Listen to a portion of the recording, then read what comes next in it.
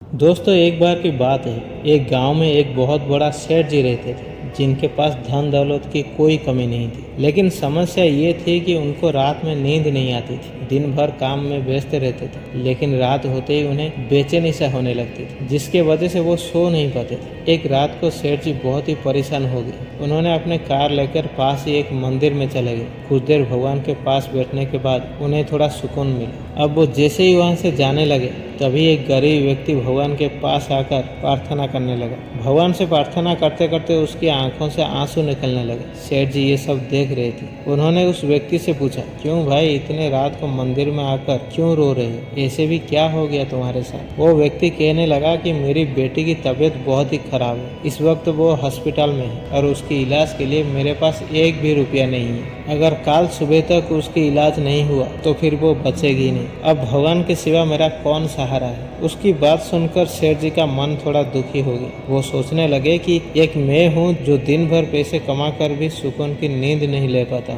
और इसलिए मैं भगवान के पास आया, और एक ये है जो अपने बच्चे की जिंदगी मांगने के लिए अपना सब कुछ छोड़कर भगवान के पास आया। सेठ जी तुरंत ही अपने जेब में हाथ डाले और जितने भी पैसे थे उनके पास उन्होंने उस व्यक्ति को दे दी और उस व्यक्ति थोड़ा शांत हुआ। तभी सेठ जी ने अपना कार्ड निकाला और उस व्यक्ति को दिया और कहा, अगर कुछ और भी जरूरत पड़े तो मुझे बताना, और इस कार्ड में मेरा पता लिखा है। लेकिन उस व्यक्ति ने कार्ड को वापस ही कर दिया और कहा, मुझे इस कार्ड की जरूरत नहीं, मुझे इसका पता है, मेरे पास इसका पता है। सेठ जी ने आश्चर्य में पड़ गए और पूछे, तुम्हारे पास किसकी पता है भाई?